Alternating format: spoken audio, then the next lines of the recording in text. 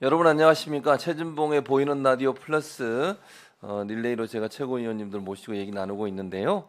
오늘은 가장 목소리가 크신 최고위원 중에 가장 목소리가 크신 서영교 최고위원 모셨습니다. 어서 오십시오.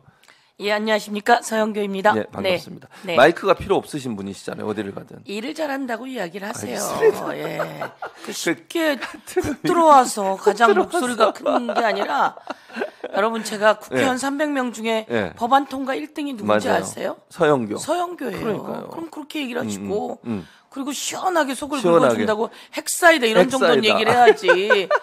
그리고 국회의원 300명 중에 목소리가 제일 커요. 크다. 맞아요. 네, 목소리도 크고 법안 통과도 1등이고 의정 대상도 4연속 받은 사람은 저밖에 없더라고요. 예. 알겠습니다. 일 잘하는 국회의원 서영교가 왔습니다. 예. 네. 근데 의원님 만나자마자 저한테 자랑스럽게 이 팔에 보여주신 거 있잖아요. 네. 문신. 네. 문신을 하고 어쩌다 문신을 하셨어요? 예. 제가 소시적에 껌 좀 씹었습니다. 그렇습니까? 요 문신은요. 너무 예쁘죠? 예, 예쁜데요. 예, 요걸 보고 이재명 대표가 어제 그러더라고요. 뭐라고 서채곤님 문신하셨어요? 그러더라고요. 그래서 되게 많은 걱정의 눈빛으로 이야기를 하셨는데 요거는요 스티커입니다. 아, 스티커예요? 예, 붙이고 물을 쭉쭉 뿌리면 10초 만에 딱 만들어지는 스티커인데요. 새로 신개발인 것 같아요. 아, 기술이 새로 개발된 기술이군요. 개발된 것 같아요. 그래서 찍찍 뿌리니까 뿌리고 쭉 뛰니까 이렇게 됐어요. 근데 이게 벌써 한 3일 됐는데요. 아직 안 지워졌네요. 그래도. 양쪽에 했다가 여기는 이제 지우고 여기 하나 일부러 잘 보관하고 있는데요. 많은 분들이 예쁘다고도 하고 그러는데 이게 뭐냐면 저희 지역에 그 전통시장이 있습니다. 전통시장에 예산을 좀 만들어서 예를 들면 약 500만 원 정도를 만들어서 어린이집에 전통시장에 주면 전통시장이 그것을 어린이집과 교환을 합니다. 그래서 어린이집에 10,000원짜리 상품권을 만들어서 아이들에게 주는 거예요. 그리고 선생님들에게도 주고. 그러면 아이들이 뭐 2살, 3살, 4살 이래요. 이 아이들과 할아버지, 할머니, 엄마, 아빠가 이 10,000원을 쓰기 위해 전통시장에 나옵니다. 같이 아이들하고. 그래서 저희가 지난 월요일 날 했는데요. 한 1,000여 명이 전통시장에 풀린 거죠. 예쁜 애기들이 한 300-400명 풀리고 그러니까 시장이 막 살아나고. 활기가 생기겠네요. 그래서 그 500만 원 정도를 가지고 요걸 아이들이 쓰는 재미, 할머니, 할아버지가 함께하는 재미, 그리고 제가 만난 빵집 아저씨는 우리 500장 모았어요. 이렇게 얘기하는 거예요. 그러니까 1,000원짜리로 1,000원짜리 500장. 그러니까 1,000원짜리 물건을 일부러 만들어 놓는 거예요. 꼬치 1,000원짜리, 그리고 떡볶이 1,000원짜리, 빵 1,000원짜리 이렇게 하고 그래서 들썩들썩 했는데 저희가 그 아이디어를 내고 저희 전통시장마다 그것을 하고요. 어린이집에 모두 다 나와서 합니다. 그래서 아주 행복한 시간이고 거기에 이제 이런 재능 기부하러 오신 분들이 계셔서 거기서 이제 제가 가서 스티커를 하나 하고 왔습니다. 그래서 이거 자랑스럽게 하고 물어보는 분들한테마다 이런 좋은 프로그램 있다. 나라가 요만큼의 예산을 가지고 지원을 하면 그 예산이 전통시장이 살아나고 아이와 부모가 살아나고 일거 한 5득 정도 되는 정말 좋은 사례입니다. 요것이 크게 바뀌는 게 지역사랑 상품권입니다. 지역사랑 상품권 같은 경우에는 윤석열 정부가 전액 삭감했어요. 전액 삭감했는데 실제로 제가 국회 행정안전위원장일 때 30조 원을 만들었어요. 그러니까 지역사랑 상품권을 30조 원을 만들면 이 상품권이 전국에 30조 원이 풀린다는 거죠. 그럼 나라가 30조를 주는 거냐? 아니에요. 30조 중에 10%를 나라가 만드는데 나라가 다 만드냐? 아니에요. 지자체가 한 6% 정도를 만들고. 그러면 30조 중에 3조의 6% 정도를 나라가 만드니까 한 1.8조 정도를 나라가 만들고 1.2조 정도를 이렇게 조금씩 나눠주게 되는 거죠. 그러면 이 중에 27조는 누가 만드느냐? 국민이 만드는 거예요. 자기 돈 내고. 그래서 자기가 쓰기 시작하고 경제가 살아나고 그건 어디다 쓰냐? 전통시장과 골목상권 작은 데만 쓰라라고 정해져 있어요. 그래서 어려운 시점에 다 살아나는 거죠. 그래서 코로나 때 그 어려워도 전통시장이 살아난 맞습니다. 가장 좋은 사례. 나라 돈을 현금을 주는 게 아니거든요. 예, 맞습니다. 국민이 90%를 내고 지자체하고 일부를 국가가 부담하고 나면 이 30조 원 중에 10%는 다시 나라에 부가세로 냅니다. 내고, 그러니까 나라는 요만큼 투자하고 이만큼을 다시 세금으로 걷어가는 거거든요. 그럼 경제가 살아나는 그렇죠. 가장 좋은 경제 온 세계가 따라 배워야 될 제도가 그러니까요. 저는 지역사랑 상품권이다. 그러니까요. 이렇게 생각합니다. 근데 왜 윤석열 정부나 그다음 국민의힘은 이런 부분들을 모르는 겁니까? 아니면 일부러 안 하는 겁니까? 대체 무슨 이유일까요? 제가 보기에는 제가 그런 이야기를 했어요. 예. 기재부 장관에게 지역사랑 상품권은 당신들은 1을 투자하고 9를 가져간다. 그렇죠. 왜냐하면 부가가치세로 다시 다 빼가니까. 그러니까 이것을 해야 된다라고 예. 할 때 현금 살포 안 하겠다는 식으로 얘기를 하는 거예요. 현금 살포가 아니잖아요. 아니죠. 예, 그러니까 제대로 써본 적이 없다. 없는 거죠. 이 사람들은. 예, 그리고 시장에 가서 예. 이게 얼마나 귀하게 골목 상권을 살리는지 모르는 것 같아요. 그러면서 실제로는 이렇게 얘기를 해요. 그게 문재인 정부에서 예. 그런 제도를 만들었는데 언제까지 하자라고 한 제도입니다. 그래서 그 시기가 끝났습니다. 예. 라고 이야기를 해요. 그런데 이게 너무 필요하니까 예. 작년에 더불어민주당이 강력히 요구해서 작년에 좀 살려냈었어요. 다시, 예. 이게 좋은 제도이고 그렇죠. 현금 살포가 아니라는 걸 예. 알면 예. 다시 받아들여야죠. 그렇죠. 그래서 모든 국회의원들이 더불어민주당에서 이야기를 합니다. 예. 그럼 귀담아 들어야 되거든요. 그렇죠. 맞습니다. 귀담아 안 안 듣는 들어요. 거죠. 예. 안 하겠다. 위에서 하지 마라. 그다음에 안 하는 거죠. 결정권이 없어요. 아니 그러니까 지금 말씀하신 내용을 들어보면 이재명 대표의 기본소득과도 다 있는 것 같고 오늘 그렇지 않은 이재명 대표께서 기자회견했잖아요. 그렇습니다. 그 내용도 사실은 내용으로 네. 보면 이 내용과 거의 맞닿아 있다고 볼 수 있어요. 그렇습니다. 민생 얘기 마시잖아요. 예. 그래서 오늘 하신 말씀 중에 가장 좀 눈에 띄거나 귀에 들어오신 부분이 있으시면 어떤 게 있을까요? 대한민국 경제가 예. 가장 많이 떨어졌습니다. 제가 기획재정위원회거든요. 예. 그래서 계속 경제 지표를 봅니다. 그런데 모든 사람이 경제는 늘 안 좋아요. 이렇게 이야기를 하거든요. 그렇죠. 우크라이나 러시아 전쟁 때문에 경제가 더 안 좋습니다. 더 안 좋은 게 맞는데 온 세계가 다 회복세로 올라갔어요. 예. 그리고 코로나 때 그 어려울 때 대한민국은 경제 성장이 아주 괜찮았어요. 최고로 회복을 잘했다. 그래서 그렇죠. 대한민국이 코로나가 끝나고 22년 초반, 21년 때만 해도 대한민국 경제 성장치를 2.6 정도로 보고 있었어요. 근데 윤석열 정부 들어오고 예. 윤석열 정부 들어오자마자 이게 4번을 하향 조정하게 됩니다. 그래서 2.4 정도 됐던 게 1.4까지 떨어졌고요. 경제 성장률이. 근데 이게 사실은 증권가에서는 1.0%대까지 떨어질 거다라고 보고 있고요. 신용 평가사인 피치는 1.0이라고 벌써 내려놨어요. 그래서 일본에게 25년 만에 역전된다는 거거든요. 맞습니다. 그러면 이럴 때 경제가 아주 어려울 때 누가 끼어들어야 되냐면 국가가 끼어들어야 되는 거예요. 국가가 국민이 낸 세금은 국가의 쌈짓돈이 아니에요. 그렇죠. 국민이 낸 세금을 다시 어떻게 가장 좋게 국민이 살아나게 돌려줄 거냐. 이런 걸 고민해야지 되는 거라서 이재명 대표가 딱 이야기하잖아요. 대한민국 경제를 3%대로 끌어올리겠다. 그렇게 오늘 3%대로 끌어올리는 려면 나라가 끼어들어야 된다.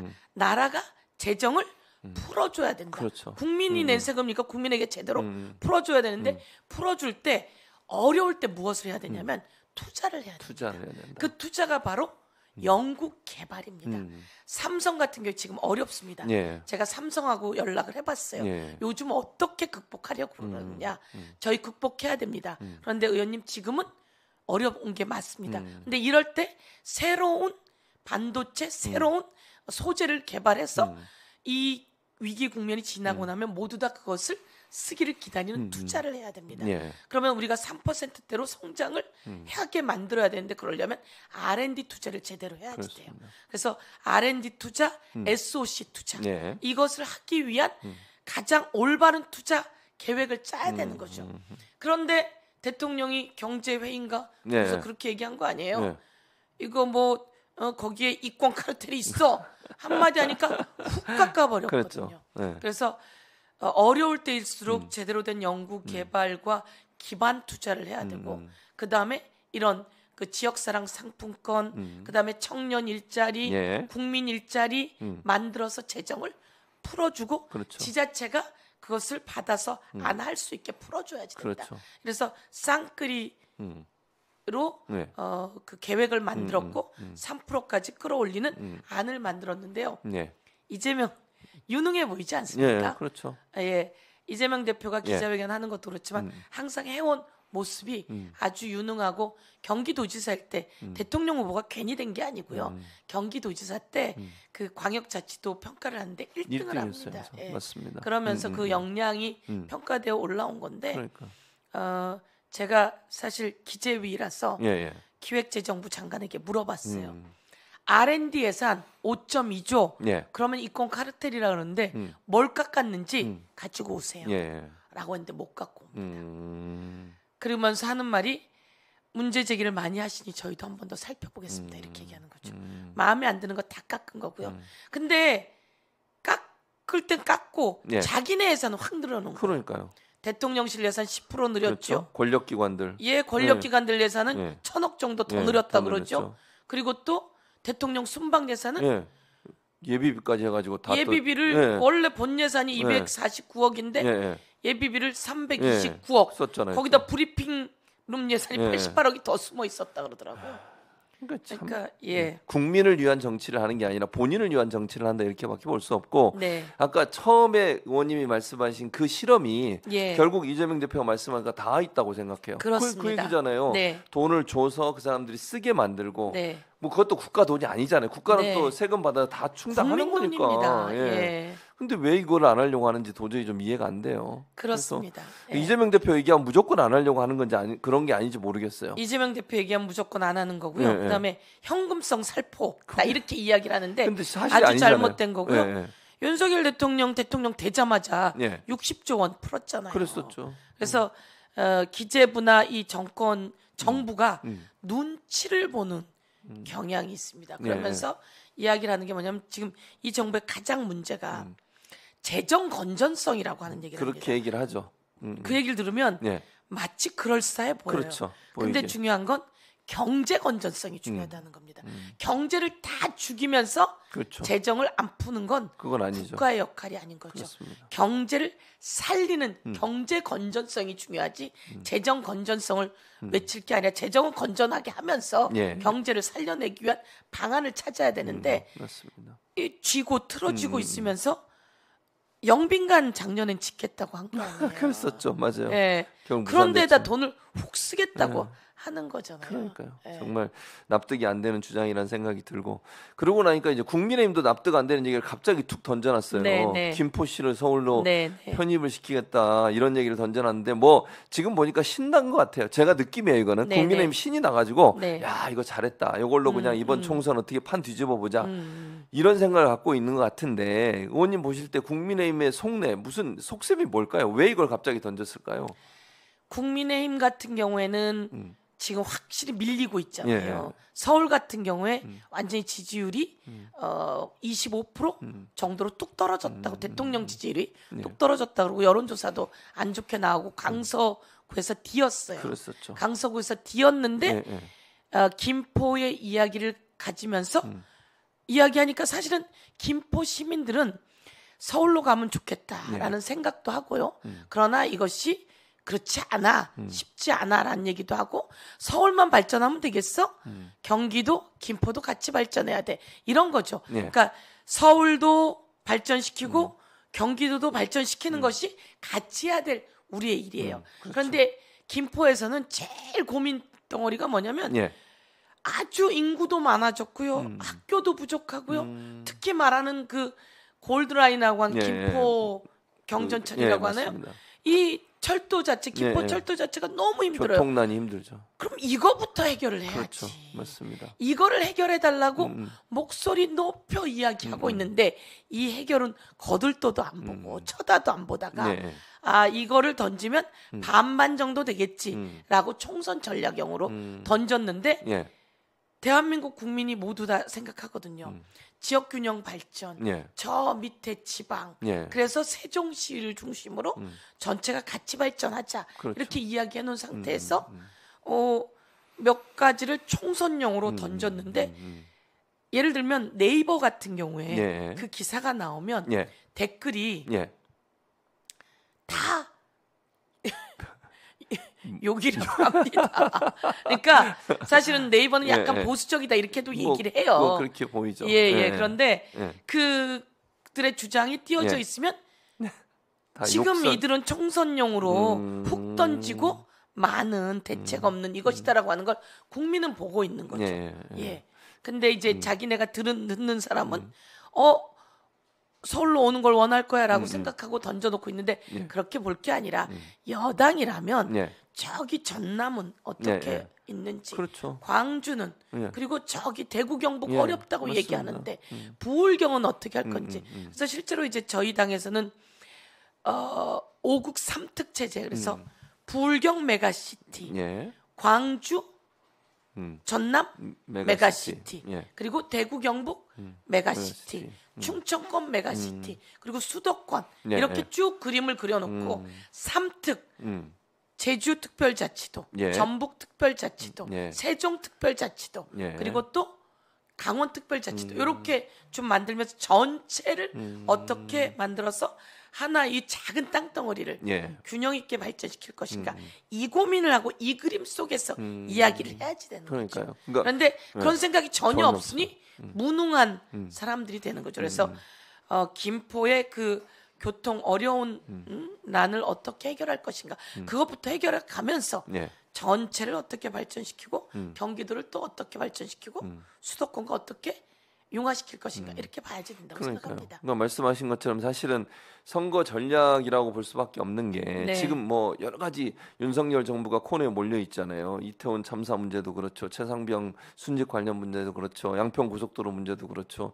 그 뭐 하나 제대로 하는 게 없다 보니까 엄청나게 이번 그 강서구청장 선거에서도 정권 심판을 강하게 불어서 이렇게 됐다고 볼 수 있을 텐데 총선에도 그렇게 될까봐 뭔가 다른 이슈를 던져가지고 덮으려는 의도가 있지 않나. 그렇습니다. 왜 그게 또 그러냐면 대통령실에서 저희 처음 듣는 소리입니다. 이렇게 얘기를 했고요. 오세훈 시장하고도 오세훈 시장이 제가 어제 이제 TV를 보니까 들어보겠습니다. 이렇게 얘기하더라고요. 맞습니다. 어떤 요구가 있는지 들어보겠습니다. 그리고 이게 나타날 문제점은 무엇인지 살펴보겠습니다. 이렇게 이야기를 하는 거는 아직 전혀 얘기되지 않은 그래서 전체 그림 속에서 지금 가장 아픈 데가 무엇인지 그것을 해결해 가면서 전체를 바라봐야지 되는 거다. 그래서 경기도에 있는 경기도 민들을 위해 어떻게 경기도를 더 발전시켜낼 것인지 김동연 지사가 이번에 경기도 전체에서 뭐 어떤 도지사 평가에서 또 아주 거의 최고점을 받았더라고요. 맞습니다. 그런 것처럼 경기도가 점점 좋아지고 있고 실제로는 저희 옆에 남양주나 이런 데 있거든요. 너무 이쁘게 잘 만들어져 있고 저희도 그래서 조금만 나가서 그 남양주의 꽃밭에 이번에 다녀왔거든요. 양평 그리고 팔당 너무 예쁘고 자연 친화적이면서도 또 소득이 올라가는 그런 도시를 잘 만들고 있습니다. 그러니까요. 그렇게 만들어 나가는 것이 필요하다고 생각합니다. 그러니까 지도도 보시면 사실은 일산 쪽이 훨씬 가까워요. 의정부나. 김포가 지금 표시된 지역이거든요. 저렇게 멀리까지 가고 저기 접경 지역이거든요. 북한과. 또 임진강 지나가면 바로 북한인데 저곳을 왜 서울로 편입하려고 하는지 논리적으로 좀 이해가 안 되고 그러려면 파주나 고양도 다 해야죠. 그런 논리로 따지면. 서울로 출퇴근하는 사람이 제일 많은 곳이다. 그것도 잘못 얘기했어요. 그게 틀렸어요. 고향인가 그렇죠. 통계적으로 틀렸어요. 통계가 다 한 10번째 정도 된다고 맞아요. 그러니까 정확한 통계도 아닌 걸 가지고서 저렇게 행동하는 걸 보면 누가 봐도 이거는 선거 용이다 이렇게 볼 수 없습니다. 김포 시민이 지금 되게 힘들어하는 그 교통의 문제, 그다음에 학교의 문제 이것을 해결하기 위해서 해결안을 빨리 내놓는 것이 필요하고 그렇게 저희는 힘을 싣고 전국의 5급 삼특 체제 속에서 전국이 같이 균형적으로 발전할 수 있는 안을 저희들은 만들겠습니다. 그것을 여당이면 논해야 되고, 그렇죠. 그리고 그것을 대통령실이 논해야 되고. 그렇죠. 그런데 매번 야당 대표 뒤낚이고 그리고 뭐 체포영장이나 발부하고 그렇죠. 그리고 압수수색이나 하고 모든 에너지가 거기가 있으니까. 오늘도 의원 두 분도 압수수색했잖아요. 그 돈봉투 관련해서. 아 그렇습니까? 그래요? 제가 그걸 몰랐네요. 임종수 의원하고 또 한 분인데 어쨌든 계속 그러고 있어요. 지금 그러고 있습니다. 좀 답답하다는 생각이 드는데 어쨌든 검찰 내부에서도 불만이 아주 많다는 것 같아요. 아주 많고 내가 이러려고 검찰 됐냐? 왜 우리에게 진정한 검찰로서의 활동을 하지 않게 하느냐라고 하는 불평불만이 아주 많다고 그러더라고요. 근데 보면 윤석열 대통령 이태원 참사에 관련해서는 사실 추도식에 가지도 않고 그리고 교회를 거의 저는 임대라고 보는데 그게 무슨 뭐 교회 예배에 참석한 게 아니라 교회 예배가 다 끝난 뒤에 자기들만 모여가지고 한 거잖아요. 유가족도 없었고 교인들도 뭐 담임 목사하고 장로들 몇 명만 있었다고 해요. 이런 식으로 그러니까 추도하려면 유가족이 있는 장소나 영정이 있는 곳에서 해야 되는 거 아니겠습니까? 일반적으로. 그렇습니다. 그런 모습을 전혀 보이지 않고 이렇게 면피형으로 교회 가서 이런 행동을 하는 행동, 의원님 어떻게 보세요? 이태원 참사 추모 대회에 제가 갔었는데요. 우선 국힘당 자체가 없습니다. 당 이름으로 오질 않았기 때문에요. 국힘당 자체가 오질 않았고요. 김기현 대표도 없었고 더욱 중요한 건 대통령이 없었던 거죠. 그렇죠. 말씀처럼 그러더니 교회 예배를 갔다 그래서 또 이렇게 정식 예배에 함께 하면서 이렇게 추모한 줄 알았는데 그게 아니라 제가 깜짝 놀랐어요. 거기 있는 장로님이나 뭐 부목사님이나 전부 다 오지 말아달라고 그랬었죠. 뭐 이런 것들 하고 완전 점령하듯이 가서 앉아서 했다고 하는데 그러니까요. 대통령이 그래서 되겠습니까? 제 말이요. 깜짝 놀래고요. 저도 깜짝 놀랐어요. 대통령이 왜 그런 방식을 택할까? 대통령이 그런 방식을 하면 그 밑에 있는 사람들이 아니라고 해야 될 거 아니에요. 그렇죠. 그리고 사실은 내 자식을 그렇게 잃었는데 대통령이 유가족한테 쓴소리도 들어야 돼요. 그렇죠. 유가족이 쓴소리를 막 하고 나면 이제 풀려서 그 다음에 고맙습니다 이렇게 하거든요. 그렇죠. 제가 유족이 초기에 그 분향소 차려놨을 때 거길 가서 저희가 분향소 지킴이를 했어요. 어땠는지 아세요? 유족 옆에 가면 저쪽으로 가셔요. 또 이쪽으로 가면 저쪽으로 가시고 너무 죄송해가지고 그리고 유족들이 안에 천막 안에 또 몇 명이 계세요. 그럼 들어가면 여긴 들어오시면 안 됩니다. 저희한테 그러세요. 그러다가 이제 저희가 같이 분향소를 지키고 유족하고 대화를 하는데 그 유족에게 말을 걸은 거죠. 제가 세월호 유족이 왔는데 따뜻하게 얘기를 하시더라고요. 그래서 제가 얘기를 듣다가 얘기를 조금 더 들었는데 그 유족인 분이 약간 신경질적으로 반응을 하셨어요. 그리고 이제 제가 더 얘기 듣고 막 이랬는데 나중에 이분이 저에게 얘기를 하는 거죠. 아, 그분이 의준이 엄마였던 건가? 그러니까 제가 그때 자기 아이를 찾으러 갔는데 거기 마약 수사대가 있더라. 왜 마약 수사대가 거기 나와 있는지 모르겠더라. 그리고 내 아이가 그 상황이 되어서 내가 둘째 아이를 보면 더 속이 상한다. 그러니까 둘째 아이한테 신경질을 내는 거죠. 그렇죠. 이런 이야기를 막 하고 근데 여러분은 왔다가만 가면 되겠습니까? 그걸 왜 해결 안 해줍니까? 이러고 저한테 다 쏟아내고 나시더니 그 다음에 의원님 다음에 꼭 와주세요. 이렇게 하는 거죠. 그래서 저도 그러니까 대통령도 마찬가지예요. 맞아요. 정부 관계자도 마찬가지로 쏟아내는 걸 좀 들어줘야죠. 그렇죠. 맞아요. 그래야죠. 들어주고 이상민 장관도 들어줘야죠. 들어줄 생각이 없이 눈치만 보고 왔다 갔다 하고 이러고 권력에 앉아서 왔다 갔다 하고 혹시 나한테 흠이라도 될까 이러고 나니까 유족들 마음도 상처 입고 마음은 다 그렇죠. 그러니까 대통령은 근처를 못 가고 그리고 갈 생각도 없고 그러니까 대통령이 따뜻한 마음이 없는 거죠. 정말 어음격결의 대통령이 된 건지 저는 좀 따뜻한 마음이 있고 그래서 실컷 실컷 죄송합니다. 그렇죠. 죄송하잖아요. 그럼요. 죄송하죠. 우리만 살아있다는 것도 죄송하잖아요. 그렇죠. 네, 맞습니다. 근데 그러지 않고, 그러니까 실제로 저도 가서 많이 세월호 때도 마찬가지예요. 저희 보고 쳐다나 보나요, 정치인들? 네, 맞아요. 안 그러거든요. 그렇죠. 그리고 당신이 필요할 때 오긴 와요. 그렇지만 제가 세월호 유가 근데 나중에 이 세월호 유가족들이 얼마나 미안해하며 고마워하시나요?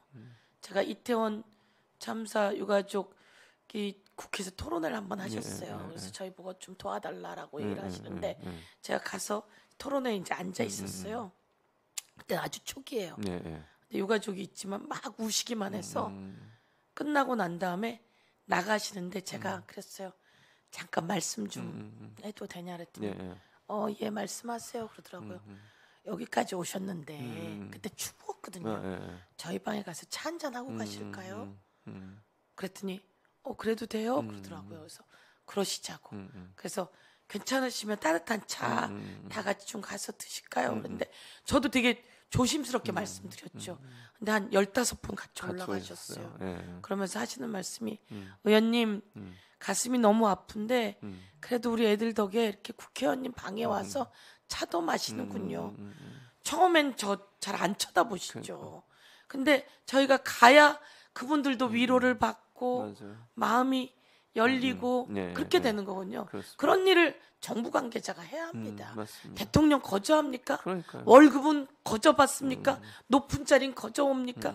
그 좋은 직책에 그 좋은 보좌진 다 그런 거잖아요. 그렇죠. 그럴 때 아픈 사람을 따뜻하게 감싸주면 또 그게 힘이 돼서 다 하나 되고 이러는 거죠. 그러니까요. 그러니까 그런 역할을 전혀 못해요.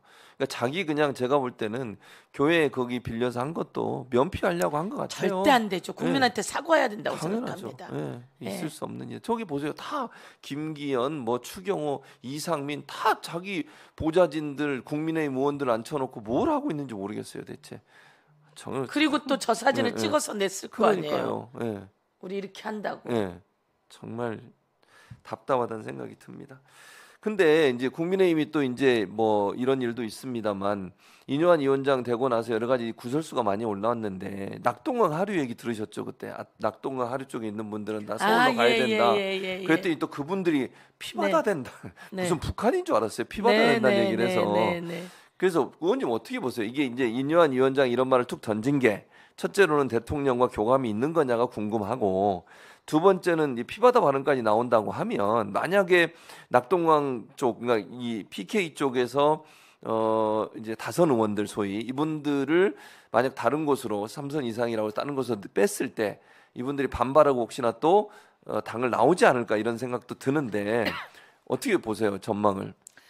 인요한이라고 하는 그분이 얼만큼의 힘이 있겠습니까? 그래서 제가 보기에는 김기현 대표도 힘이 없는데 윤석열 대통령 눈치를 모든 장관이 다 보는데 과기부 장관이 제가 이게 맞는 말인지 모르겠는데 R&D에서 한번 얘기했다가 뭐 욕 들었다 이런 얘기도 나오더라고요. 저는 그래서 사실이 아니길 바라는데 근데 뭐 사실은 국회의원들을 향해서도 이 새끼 저 새끼 했잖아요. 그러니까 저는 충분히 했을 가능성이 높다고 생각하는데 어디 무서워서 얘기하겠습니까? 그래서 김기현 대표도 권한이 없는데 인요한이라고 하는 분이 무슨 권한이 있으시겠어요. 그래서 훅 던진 말이라고 저는 생각을 하고 아니면 혹시나 있다면 거기를 빼내고 누군가를 넣을 생각으로 하는 것이다. 그렇죠. 만약에 교감이 있다면 의도를 가지고 거기는 사실 철밥통이나 마찬가지잖아요. 그렇죠. 그 사람들은 이런 식으로 빼내지 않으면 어렵겠다라고 하고 거기에 검사들을 그리고 자기 측근들을 갖다 심으려고 하는 것 아니냐라고 하는 게 만약에 있다면 그거에 대한 꼭두각시였을 것이고 이게 권한이 있는 말이라면 꼭두각시였을 것이고 그렇지 않으면 훅 던진 말인데 그래서 이것을 자기가 개인적으로 그냥 던진 말이다 이렇게 얘기를 하잖아요. 농담이라고 그랬죠. 그런 식으로 말을 얼버무리고 있는데 제가 보기에는 뭐 그만한 권한도 없고 그런데 이제 그 경남이나 이쪽에 과연 윤석열 대통령의 윤핵관이 누가 있느냐. 제가 보기엔 한다면 윤핵관이 움직여야죠. 뭐 몇 명 있잖아요. 예. 윤핵관이라고 하는 사람들. 예. 그 사람들이 움직여서 자기네가 내놓거나 이렇게 돼야지. 그 사람들은 가만히 놔두고 다른 사람들을 건드리는 건 그 내용이 될 것이고요. 대통령의 무섭긴 하지만 그 사람들이 보기에 그래도 자신의 권력까지 흔들려고 한다면 대통령에게 치받을 수밖에 없습니다. 그러니까 치받고 나가든지 아니면 싸우든지 물고 뜯고 할 가능성이 높아지죠. 그러니까 만약에 말씀하신 것처럼 PK 지역에 있는 다선 의원들을 빼내려고 했을 때는 그냥 당하고만 있지 않을 거다. 절대 그럴 리가 무소속 없죠. 출마도 가능할까요? 그분들 입장에서? 만약에 공천에 탈락을 한다고 하면 당연하죠. 예, 당연합니다. 그렇게 해놔야 그 다음에라도 보장이 되는 거고요. 그리고 그런 쪽에는 실제로 무소속 출마해서 되는 분들이 꽤 있습니다. 그렇죠. 그래서 다시 들어오는 경우도 있고 그렇죠. 그 사람들 그런 경우에 이제 예를 들면 무소속 출마는 해서 당선이 됐어요. 근데 그 다음번에 당에 지키고 있었더니 공천에서 잘라버리게 되는 경우도 있거든요. 그러니까 아예 미리 무소속 출마하는 경우에는 살아나는 경우도 꽤 있어서 제가 보기에는 당이 윤석열 대통령 마음대로 총선 앞에서는 그렇게 되지는 않을 거다. 그래서 윤석열 대통령 일장춘몽입니다. 5년 맞아요. 자기 말씀처럼 뭐 그리 대단히 긴 거라고 벌써 1년만 지나가고 그다음에 내임도 빼고 그럼 얼마 없습니다. 그러니까 이게 윤석열 대통령이 했던 말이에요. 제가 읽어드릴게요, 의원님. 이게 저도 보고 깜짝 놀랐는데 어제 이제 일반 주민들하고 소상공인들하고 함께 대화하는 시간이 있었잖아요. 타운홀 미팅. 거기서 뭐라고 얘기했냐면요. 이렇게 얘기했습니다. 정말 대통령 퇴진 운동을 한다고 지적을 했고요. 윤 대통령이 내년 선거 때 보자. 아주 탄핵시킨다는 말이 나온다며 하려면 하십시오. 그래도 제가 여기에는 돈을 써야 된다고 했다. 그렇게 강조했대요. 본인 입으로 탄핵하려면 하십시오. 왜 이런 말 했을까요? 본인 입으로 그랬다니까요? 제가 보기에는 지지율에 연연하지 않겠다라는 말도 그 전에 했는데 했었죠. 실제를 보니까 자신의 힘이 초기랑 많이 빠지고 있다는 거를 알고 있는 것 같아요.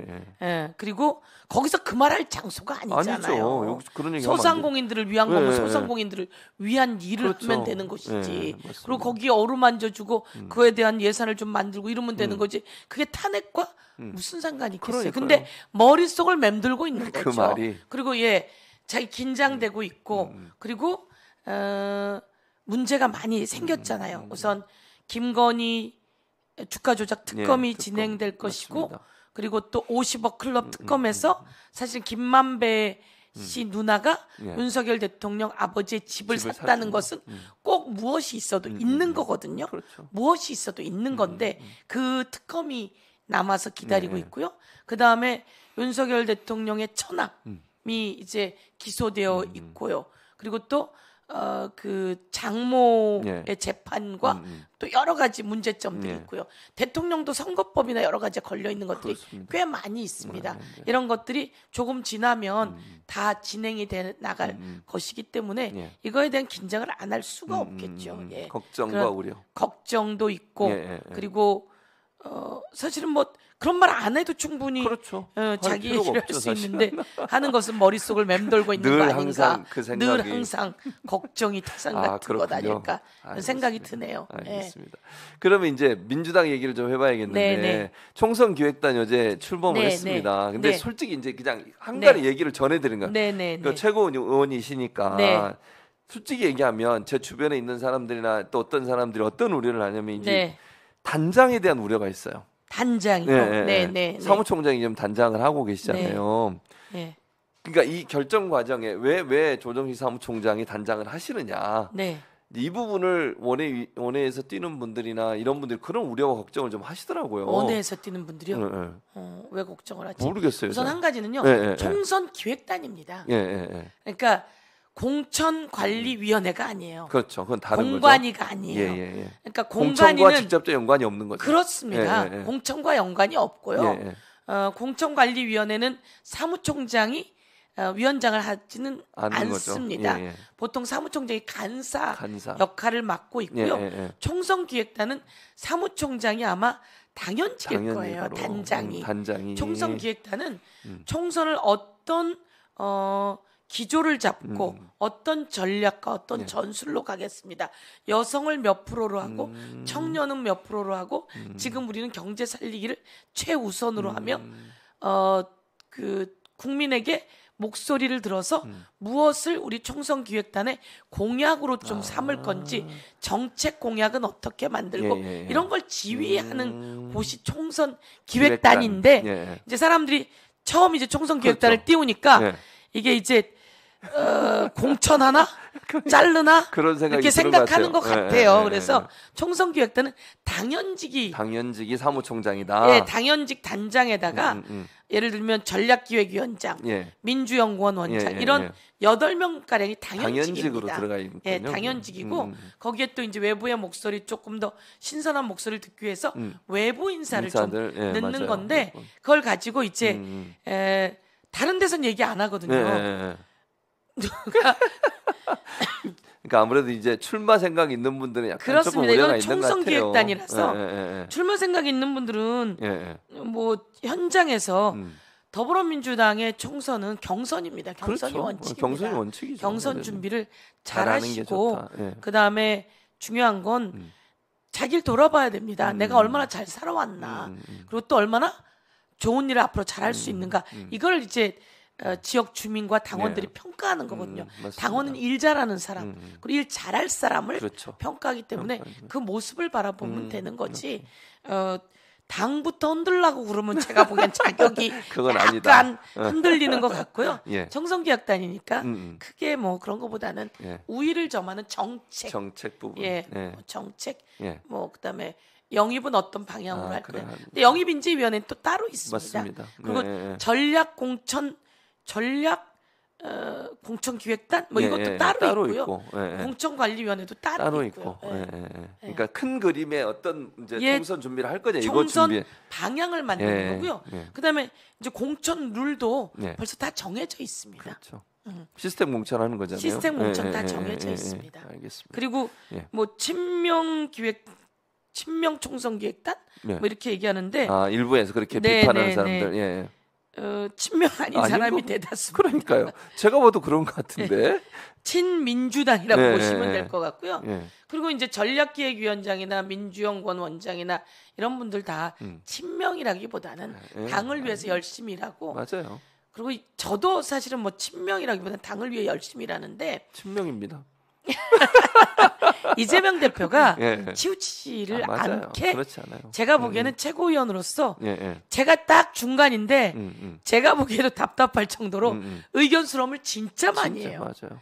의견 수렴을 되게 많이 하고 곳곳에 얘기를 듣고 좋은 추천을 받기 위해서 노력을 많이 하고 그래서 자기 주장 막 내세우고 이런 사람이 아니잖아요. 안 내세우더라니까요. 그러니까요. 그래서 저 속에 뭐가 있나 이렇게 생각을 하게 되는데 자기 주장을 이렇게 그 기자회견이나 대국민 담화나 국민을 만날 때 또박또박 잘 이야기하시잖아요. 근데 최고위원회에서는 안 하신다는 그렇죠. 거지. 선봉에 서서 정말 국민이 어려울 땐 선봉에 가장 먼저 서서 깃발을 들고 헌신하고 투쟁하는 분이기 때문에 자기 이야기를 빨리 할 것 같은데 전혀 그렇지 않습니다. 오늘 맞습니다. 최고위원회의를 하면요. 정말 조용히 듣고요. 얘기했는데 또 하라 그래요. 얘기를. 또 해보라 그러고요. 또 해보라 그러고 의견 들으려고. 그러다가 보면 의견이 모아지죠. 맞아요. 그래서 진짜 비공개 최고위원회의를 하면요 한 4시간 5시간 합니다. 맞아. 그런데 당 대표가 엉덩이도 무거워요.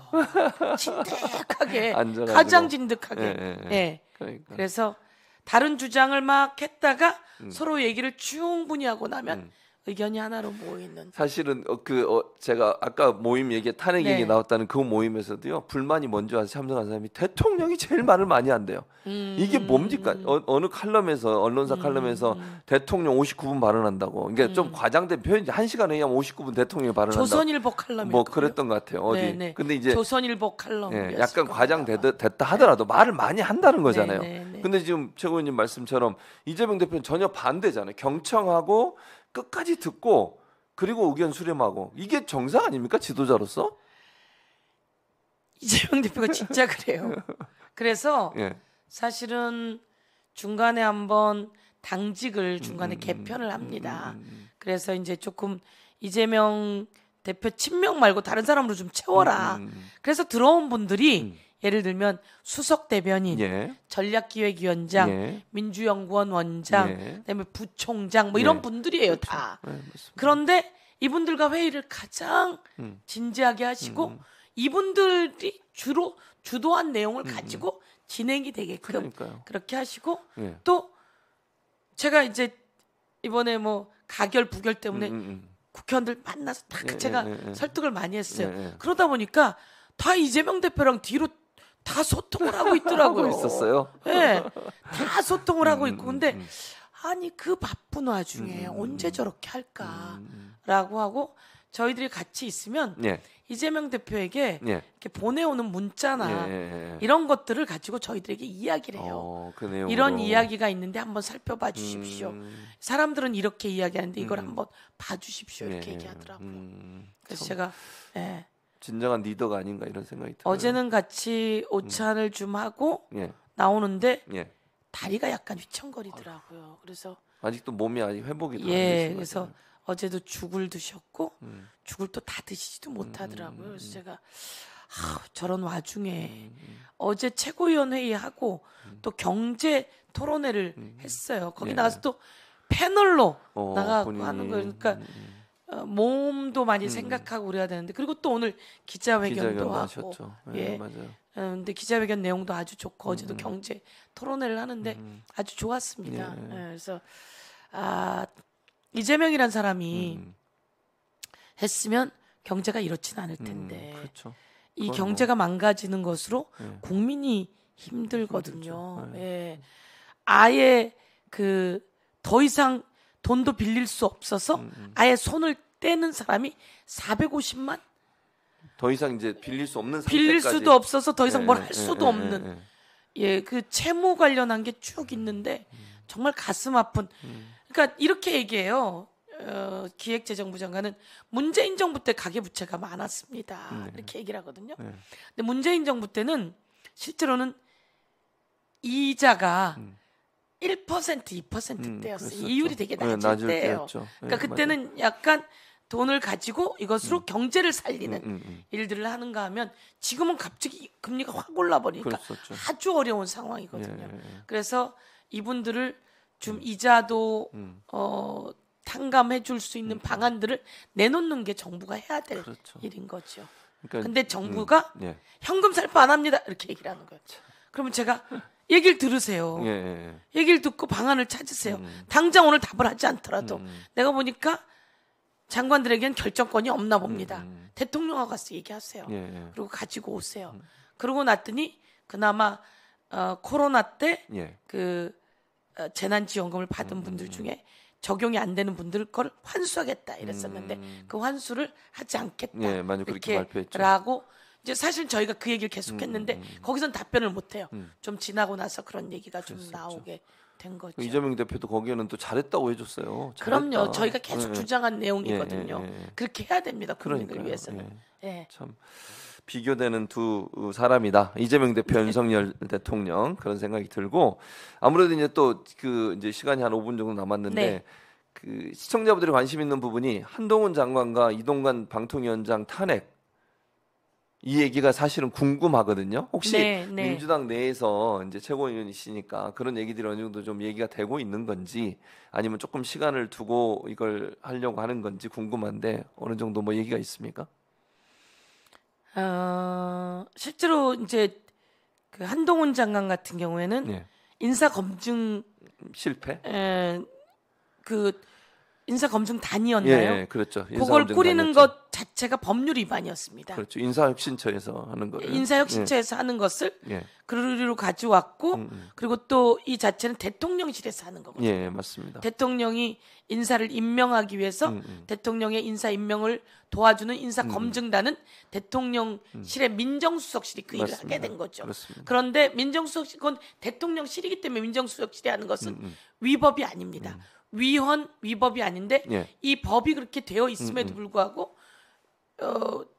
법무부로 갖고 왔으니까 그것은 위헌이고 위법인 거죠. 예. 위헌 위법한 사안이 있어도 탄핵 얘기가 초기부터 나오게 된 겁니다. 그런데 인사 검증에도 일하면서 다 실패하고 무능한 거죠.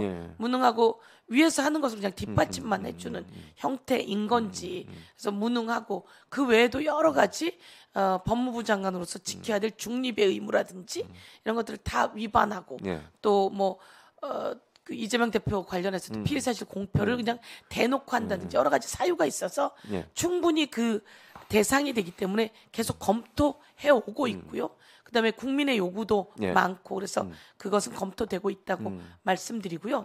이동관 방통위 위원장도 마찬가지로 문제가 많고 지금 언론에 대해서 중립성 뭐 이런 것들 다 해치고 장악하고 팔아넘기고 이런 것들이 있기 때문에 이에 대해서는 지금 차곡차곡 더 쌓아나가고 있는 지점이고 충분히 그런 상황까지 갈 수 있을 거다. 이렇게 기다리고 계시면 저희가 준비하고 있다고 보시면 될 것 같습니다. 민주당이 어쨌든 검토하고 있고 문제의 심각성은 인지하고 있다. 이렇게 그리고 그게 무르익고 있다는 현재. 거죠. 무르익고 그다음에 이제 이동관 방통위원장도 그쪽에서 전부 다 그 잘라낸 그 박문진 이사라든지 전부 다 다시 되돌아오고 있잖아요. 이런 과정 속에서 그들의 문제점들이 드러나고 있어서 그렇게 진행해 나갈 예정입니다. 네. 알겠습니다. 앞으로 좀 지켜보고 지지자분들도 그분에 좀 관심 갖고 보시면 좋을 것 같고요. 이제 마지막으로 또 지역구 우리 유권자분들께 서영교 홍보를 좀 해야 되지 않겠습니까? 어떤 말씀을 주시겠어요? 지역구? 저는 가운데중 물결랑 중랑구의 국회의원이고요. 서울에서 제일 큰 강이 한강입니다. 대한민국 제일 큰 강이 한강입니다. 그 다음으로 큰 강이 서울에서 중랑강입니다. 중랑강. 그래서 제가 중랑강입니다. 중랑천이 아니고 중랑강. 그래서 중랑강, 중랑천이 예전에는 이제 가난한 동네의 표상처럼 돼 있었고 그 주변에 이제 연탄 공장이 있어서 물도 들었고 오폐수가 많았습니다. 근데 지금은요 그렇게 아름다울 수가 없습니다. 너무 맞아요. 아름답고요. 우리 꽃도 많잖아요. 꽃도. 꽃이 너무 아름답고요. 우리 중랑천 바로 옆에 워터파크, 서울 중랑 워터파크를 제가 만들어놨거든요. 그래서 이번 여름에는 아이들과 학부모들이 바글바글 했습니다. 50m짜리 레인 3개나 국제 규격이 있고요. 그리고 그 중랑천이라고 하는 곳이 서쪽에 있고 동쪽에는 용마산, 아차산 그리고 망우산이 있는 배산 임수의 명당이 바로 중랑구고요. 중랑구는 기업이 없어서 자립도는 좀 낮습니다. 그리고 땅값이 그렇게 비싸지 않아 서민이 살기에는 딱 좋은 곳이다. 동네입니다. 그렇지만 예산은 1조가 넘는 서울에서 6번째 가는 예산을 자랑하고 있고요. 아이들 교육 환경이 아주 좋아서 제가 거기서 초중고를 다 나오고 저희 아이들도 그렇게 돼 있는데요. 교육 환경이 아주 좋아졌습니다. 다 첨단으로 바꿨고요. 제가 교육 특교는 다 따다가 싹 다 바꿨어요. 되게 좋아져서 중랑구가 교육 지원 예산은 서울에서 2등이라고 보시면 될 것 같고요. 과거에 이제 치안도 좀 문제가 있었는데 지금은 치안 고객 만족도는 서울에서 1등 아주 많이 좋아졌습니다. 그래서 서영교가 국회의원 되고 중랑구가 아주 좋아졌어. 이렇게 많이 이야기하고요. 그래서 중랑 구민들은 제가 중랑의 딸이라고 이제 초중고를 다 나왔기 때문에 그렇게 했고 그래서 유치원생까지 저를 보면 중랑의 딸이다, 중랑의 딸이다 이렇게 이야기를 하는 상황이라고 말씀드릴 수 있을 것 같고요. 저희는 아주 행복하고 좋은 지역구라는 말씀을 드리고 싶습니다. 가운데중 물결랑 서민이 살기 좋은 아주 행복한 동네. 그리고 저는 자랑하라 하셨으니까 국회의원 300명 중에 법안 통과를 1등. 3년 내내 1등입니다. 그리고 제가 만든 태완이법으로 살인범 공소시효를 없애서 화성 연쇄 살인범도 잡게 되었고요. 제가 고교 무상교육법을 만들어 통과시켜서 대한민국의 모든 고등학생이 등록금을 내지 않는 낸 세금을 등록금으로 돌려주는 사회를 만들었고요. 지금 이제 제가 조만간 통과될 예정인 구하라법. 구하라법. 아이를 네. 어릴 때 키우지 않고 방치한 맞아요. 부모는 네. 아이가 불행하게도 세상을 떠났을 때 네. 세월호도 그랬고 천안함 때도 그랬습니다. 아이의 목숨값을 가져가게 돼 있는데 그렇죠. 그러지 못하게 양육도 하는 안 했던 부모가 그렇지. 예, 양육하지 맞습니다. 않은 부모는 예, 아이의 맞아요. 목숨값을 가져가지 못하게 하는 구하라법을 제가 만들었는데요. 예. 참 통과가 어렵습니다. 아유. 그래서 공무원 구하라법은 통과시켰고요. 예. 며칠 전에 군인 구하라법도 통과시켰고 그렇군요. 예. 요거는 연금 같은 게 연루가 돼서 요번에 이제 선원 구하라법 선원들 얼마 예. 전에 54년 만에 나타난 88세 할머니가 한 살 때 버리고 간 선원인 아들이 남기고 간 재산을 모두 다 갖고 갑니다. 이 선원은 할머니와 고모 그리고 누나하고 같이 컸는데 그래서 제가 선원 구하라법도 발의해서 이번엔 보험금 정도만이라도 누나랑 할머니가 같이 쓸 살았던 수 있게 사람들이 같이 살았던 사람 제발 맞아요. 그렇게 해야 합니다. 그럼요. 그래서 그래야죠, 그것도 이번에 통과될 예정입니다. 그래서 아이고, 예 잘하셨습니다. 가난- 박수를 너무 많이 여기 보면 박수 보세요. 박수. 시청자들이 박수를 너무 많이 보내. 잘했다고. 너무 잘하셨고 그게 사실은 사회적 이슈가 많이 됐었는데 지금 화면에 보시면 서영교 화이팅 뭐 다 글을 많이 올려주고 계세요. 네, 네. 중랑이 엄마라는데 중랑이 딸이 아니고. 지금 제가 자랑할 게 한 가지가 더 예, 있습니다. 말씀하세요. 저희 중랑구 용마산이라고 하는 아주 좋은 산이 있습니다. 거기에 제가 제주도 가서 올레길이 있어요. 나무 데크길. 예. 그걸 보고 이거다라고 해서 용마산에 나무 데크길을 깔았습니다. 그러니까 요거는 전동 휠체어를 타고 산 꼭대기까지 갈 올라갈 수 수 있게. 있게 박원순 시장님 계실 때 예. 예산을 받아서 깔아서 이 나무 데크길이 장장 6km입니다. 오. 그래서 전동 휠체어가 산 꼭대기까지 올라가고 매일 아침 10시면 전동 휠체어 탄 그 장애인 친구가 네. 올라가는데 네. 사람들이 그걸 보는 것만으로도 힐링이 된다 그러고요. 맞아요. 할머니 3살 강아지도 전부 다 올라가는 최고의 전망이 너무 좋습니다. 아이고. 피톤치드가 나오고. 그러니까. 그래서 어른들이 저보고 이거 서영교 길이지? 이렇게 이야기해 주시고요. 예. 어른들은 그렇게 얘기합니다. 예. 너무 잘했어. 그러니까요. 왜냐면 연세 많으시고 몸이 불편하신 분들은 올라가고 싶어도 못 가잖아요. 그 그렇습니다. 좋은 광경을 예, 못 보니까. 근데 코로나 때 예. 한 해에 100만 명이 거길 찾고 지금은 훨씬 더 많은 사람이 사람들이, 오는데요. 꼭 부모님이랑 오시거나 친구랑 지금이 딱 좋은 때다. 계절이고 예. 단풍도 보고 이렇게. 네, 예. 최고입니다. 그래서 꼭 오시고 네. 이번 토요일에는 네. 저희가 상봉동이 저희 동네예요. 예. 거기가 인구가 늘어나는 거의 유일한 동네입니다. 아주 좋은 동네인데요. 예. 강릉까지 가는 KTX가 있고 거기 먹자골목에서 대축제가 일어납니다. 그래서 오시고요. 예. 체험할 수 있고 볼거리 먹거리가 엄청나기 때문에요. 거기가 사람이 바글바글하거든요. 나들이 한번 오세요. 예, 알겠습니다. 감사합니다. 네. 우리 서영교는 만나고 뭐 거의 지금 55분 했어요. 근데 금방 시간 오래 이렇게 오래는지 아이고, 모르셨죠? 근데 너무 재밌었어요. 감사합니다. 그리고 다른 것보다 이재명 대표에서 든든하게 그 대표를 지키시면서 할 말 하시는 의원이시니까 저는 네. 저도 마음이 든든하고 또 시청자분들도 그런 부분에 마음이 든든할 거라고 생각해요. 대표가 힘들고 어려울 때마다 그 손 잡아주고 그 편에 서서 대신 얘기해주고 발언해주고 지난번에 진교훈 후보 마지막 연설할 때도 거기 가셨었잖아요. 네, 그때도 네. 이제 연설한 거 제가 다 들었는데 네. 그런 모습이 우리 시청자분들한테 서영교 의원이 갖고 있는 메리트가 아니겠나 그런 네. 생각이 듭니다. 저희가 대표를 지키는 게 아니고요. 음. 대표께서 우리를 지켜주고 계세요. 그렇죠. 맞습니다. 그리고 대표를 보호하는 게 아니고 음. 보니까 음. 다 검찰이 하는 게 사실이 아니어서 팩트 체크 들어간 거고요. 맞습니다. 그게 당도 살리고 말씀처럼 그렇게 말씀해 주셔서 너무 감사드리고요. 그리고 저는 뭐 이재명 옆에 있는 게 아니라 최고위원이라 있을 뿐이고요. 그런데 이재명 대표가 하는 게 진짜 혼자 하는 게 절대 아니고 다 얘기 들어서 어쩜 저렇게 의견 수렴을 잘 하실까. 맞아요. 그래서 저희가 같이 일을 하는 그렇게 받쳐 드리는 게 맞네요. 네, 그래서 감사합니다. 옆에서 받쳐 드리고 있는 겁니다. 예, 네. 저희가 이제 서영교 의원님 뭐 자주 모시고 네. 뭐 한 달에 한 번 정도라도 얘기 계속 나누면 좋을 것 네. 같고요. 시간 바쁘셔서 시간 내주시고 오늘 함께해 주셔서 너무 감사하고 시청자분들 오늘 또 우리 서영교 의원과 함께 말씀 나누는 거 잘 들어주셔서 감사하고요. 저희는 다음 주에 또 찾아뵙도록 하겠습니다. 오늘 함께해 주신 여러분 서영교 의원님 그리고 함께해 주신 여러분 고맙습니다. 오마이 TV 화이팅! 화이팅! 감사합니다. 오마이 화이팅! 화이팅! 화이팅! 감사합니다.